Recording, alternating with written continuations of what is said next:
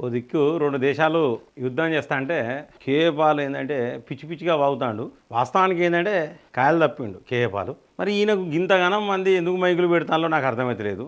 ఈ మైకులు పెట్టేటోళ్ళ కానీ ఉండాలి. ఆయన ఏం మాట్లాడుతాడు, ఏం పిచ్చి కూతలు కూతాడు, ఒక్కసారి మీరేనండి. రాత్రి పగలు పాకిస్తాన్ ఇండియా మధ్య చర్చలు జరుపుతున్నాను. రాత్రి పగలట పాకిస్తాన్తో చర్చలు జరుపుతాడట. నిద్ర పోతలేడు ఇక కేఏపాల్. ఈయనకేం అవసరమే పాకిస్తాన్తో అంటే ఈయనకేమైనా సంబంధాలు ఉన్నాయా నాకు అర్థమైతలేదు. దీనికి మనోళ్ళంతా మైకులు పెడతాను రాత్రి పగలుగా. అన్నం తిను లేదు ఇక మొత్తం ఈయననే. ఈయనింట్లోనే ఈయన ఓట్లే లేదు. ఈయన పాకిస్తాన్తో చర్చలు జరుపు. పాకిస్తాన్తో ఏం సంబంధం ఈయనకు? 2002లో మీకు తెలుసు నేను పాకిస్తాన్ వెళ్ళిన సంగతి, నేను వాజ్పేయి గారిని కలిసిన సంగతి దేశ నాయకులు తెలుసు. మోదీ గారు అప్పుడు ముఖ్యమంత్రి. 2002 పాకిస్తాన్ పోయినట. ఇక్కడున్న సానియా మిర్జా కూడా పాకిస్తాన్ అయినని పెళ్లి చేసుకున్నది గతంలో. చాలా మంది పాకిస్తాన్ పోయినారు అప్పుడు. 2002 అందరూ పోయేది వచ్చేది. పాకిస్తాన్ వాళ్ళు కూడా ఇక్కడికి వచ్చేది. అప్పుడు పరిస్థితులు వేరు, ఇప్పుడు పరిస్థితులు వేరు. ఇక దాన్ని చెప్తాడు అంతకుముందు పోయిన పాకిస్తాను. ఇప్పుడు ఈయన ఎవరో చర్చలు జరపమని ఎవరైనా కాలు మొక్కిరు కావచ్చు. మీకెవరికి చెప్పకుండా అమెరికా వెళ్ళాను, శనివారమే తిరిగి వచ్చాను. 3 రోజులు అయింది, 4 రోజులు. ఉత్సవత్త కూడా చెప్పిగా అమెరికాకి ఈయన వేతనట అందరికీ చెప్పి ఎవరు చెప్పకుండా వేసిన నేను అమెరికా. పెద్ద గొప్ప విషయం. నీ పైసలు కాదు కదా, మొత్తం కమ్యూనిటీ పైసలు అన్ని దొబ్బి తింటాను నువ్వు. చాలా మంది పేదోళ్ళు ఉన్నారు క్రిస్టియన్స్లలో, వాళ్ళకి ఏమైనా వీలుంటే సాయం చేయను. అమెరికా వేచే బదులు బొచ్చడు కుటుంబాలు బతుకుతాయి. గాది పక్కా పెట్టి పిచ్చి కూతలు కూసుడు ఏమైనా మైక్ దొరికిందంటే దంచుతాడు. అమెరికాలో ఉన్న పెద్ద నాయకులందరినీ కలిసా, ఒక్కడు తప్ప 10లో 9 మందిని కలిసా. అమెరికాలో ఉన్న పెద్ద నాయకులందరినీ కలిసిండట, ఒక్కరిని తప్పితే 10లో 9 మందిని కలిసి. అంటే ఇక ట్రంప్ను కలవలేదన్నట్టు పెద్ద నాయకులందరినీ కలిసిండట. ఇది మనం నమ్మాలి. ఇది చెవులో పూలు పెడతాను మిత్రులారా. అంటే ఏంటంటే ఇంత పిచ్చికూతలు కూడా మైకులు పెడతారు. పిచ్చి పిచ్చిగా ఏది పెడితే అది కళ్ళు తాగిన కోతిలకు కరుగుతాంటే కూడా మైకులు పెడతారు. మా వరంగల్ వచ్చినప్పుడు మెడసింపులు ఇరగొట్టిర్రు. ఒకరు మంచి పని చేసిర్రు. మంచి పని అంటే మంచి పని చేసిర్రు. వాళ్ళు కూడా వాళ్ళు గారు 2 దేశాల్ని ప్రేమించిన వారు మీరు ఒక్కరే. ఇక అమెరికాలనట పెద్ద మనుషులు చెప్పిర్రట కదా, 2 దేశాలను పాకిస్తాన్ ఇండియాను ప్రేమించిన వ్యక్తి మీరు ఒక్కరే అని చెప్పిరట.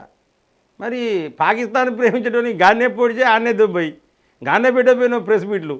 అమెరికా పోయిన అటు నుంచి వెళ్ళి పాకిస్తాన్ పోతే అయిపోయింది. మాకు దరిద్రం పోవు. ఈ టైం అంతా వేస్ట్. నీతోనే ఒక టైం వేస్ట్. యుద్ధాన్ని ఆపగలిగింది మీరు ఒక్కరే అంటే యుద్ధాన్ని ఆపేది ఒక్కడేనట. తూటా ఘాటు 2 కిలోమీటర్ల దూరం నుంచి తూటా పోతే ఆ దగడికే చచ్చిపోతాడు ఈయనంటే యుద్ధం ఆపుతాడట.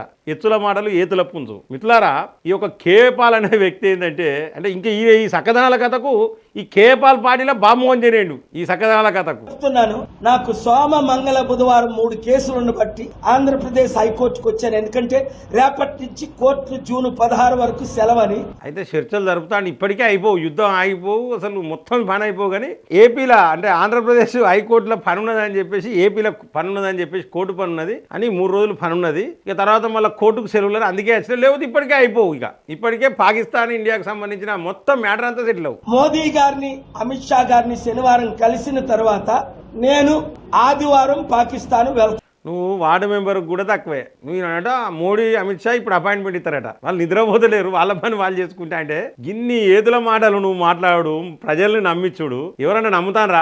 నీకు సింగిల్ డిజిట్ వచ్చినాయి ఓట్లు అసెంబ్లీ ఎన్నికలలో. ఎవరికైనా సింగిల్ డిజిట్ వస్తుందా?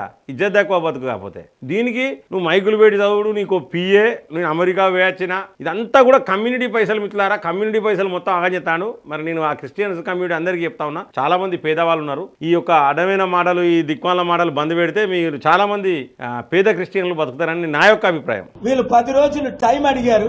నిన్ననే పెద్ద ఆయనతో మాట్లాడాను. ఆయన చెప్పకూడదు, మీరు అడిగారు కనుక నేను సత్యం చెప్పాలి కనుక చెప్తున్నా. పాకిస్తాన్ యుద్ధం ఆపడానికి అన్ని ప్రయత్నాల్లో ఉన్నాను. పాకిస్తాన్ యుద్ధం ఆపడానికంటే అన్ని ప్రయత్నాలు. అసలు ఇక్కడ ఎవడు భయపడతాడు? యుద్ధం జరగద్దని మేము ఎందుకు అనుకుంటాను? నిన్ను ఆపమని ఎవడు బదలాడతాడు? వాడు పాకిస్తానుడే ఉత్సవోసుకొని ఆపబట్టే మీరు యుద్ధం ఆపాలి నాయన దండం పెడతాం రాని. పాకిస్తాన్ అంటే మన డిమాండ్స్ ఏంటి అంటే ఉగ్రవాదం అనేది రద్దు. అది మన డిమాండ్. ఈ పాలు చెప్తాను కదా, పాకిస్తాన్ యుద్ధం ఆపేదంటే నా దగ్గర అన్ని ఉన్నాయట. మనం భయపడ్డట్టు. మొన్న టర్కీ వెళ్ళాను. రష్యా యుక్రెయిన్ యుద్ధం ఆపడానికి చర్చలు జరిపాను. మొన్న టర్కీ పోయినట.